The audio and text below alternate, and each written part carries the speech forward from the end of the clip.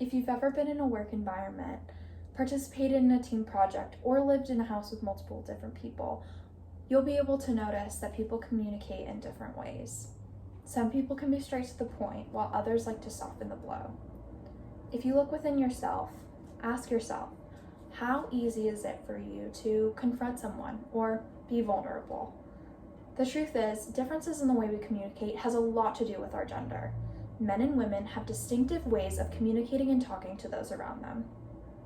Due to the difference in communication styles, there can be a lot of misunderstanding between our peers, family members, romantic partners, and co-workers of the opposite gender. It is important to understand the reasoning behind these misunderstandings in order to avoid placing blame on ourselves and better understand those around us. In exploring the differences between female and male communication, a better understanding can be cultivated that helps deteriorate stress in relationships. I believe I'm a well-positioned person to give this speech. In the past few years, I have done tremendous work in my relationships to help improve them following my recovery journey in sobriety.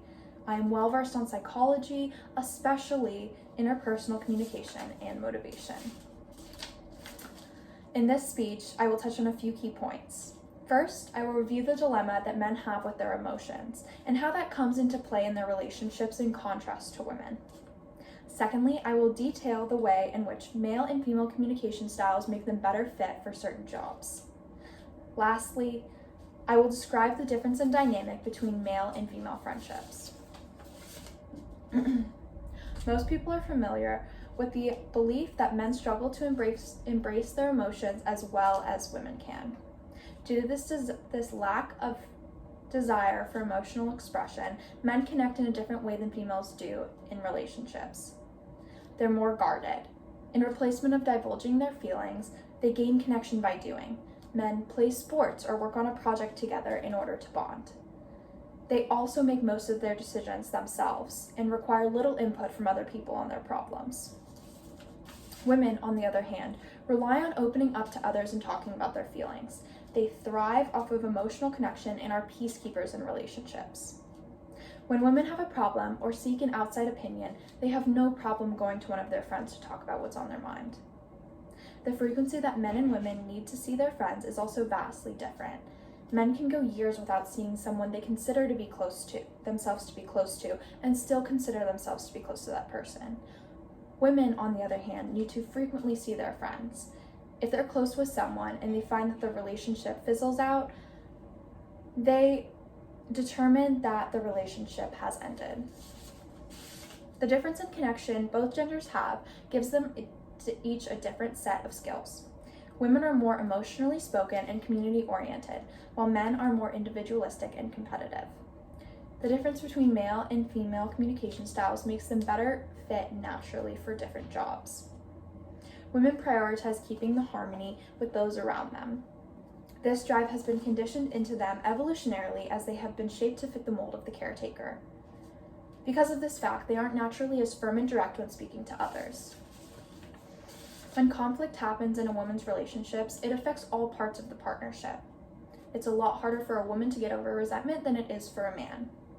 Women want to make sure that everyone is comfortable, and so they are more likely to take a group vote when making a decision. This is what is known as a consensus-based communication style.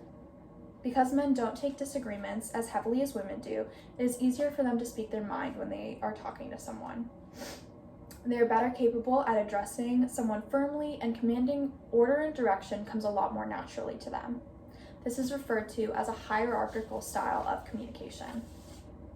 Due to this difference in giving direction, men naturally are better fit to hold authoritative positions. However, this is not to say that women can't or shouldn't hold these positions. In fact, most people have a mix of communication styles, and it is rare to find an individual that speaks fluently in his or her gender's communication style. Some people don't even speak in any of their depicted methods.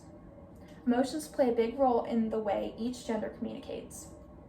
Not only do they highly influence the way men and women speak, they also influence how each person views friendships, which leads me to my last point, which is that the dynamic in male and female friendships is different. Men value status and dominance in their friendships. Instead of emotionally connecting to their friends, men prefer to play a game of one-upping them.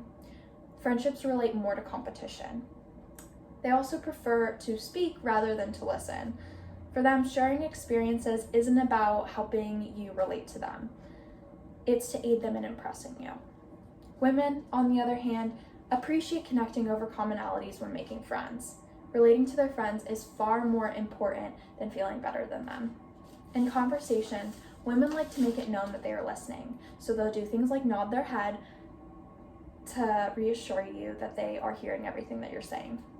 The difference between gender communication is differentiated as report talk and report talk. Report talk, which is the male form of communication, values talking over listening. Report talk, on the other hand, values gaining everyone's input and building relationships through speaking. When it comes to friendships, men don't require as much emotional connection as women. This is not to say that one style of bonding is better than the other, they're simply just different. And in summary, that's exactly what each communication style is, simply different. Both can be used in a variety of different ways by both genders. It is up to you to decide which one seems more attractive or relatable. In hearing this speech, I'm sure there's a lot you can pick up on and apply to your life. How often does it happen that someone says or does something and you think, what on earth are they thinking? Perhaps this information can give you some clarity into understanding that everyone communicates differently. First, I went over emotional dilemmas that men face in relationships. Then, I related their communication styles to which jobs come most natural to them. Lastly, I described the way that men and women view their friendships. And to end, I'm going to ask you a question that you'll be able to observe throughout your entire life, which is that, do you consider yourself to speak like a man or a woman? And how does this affect your relationships both at work and at home?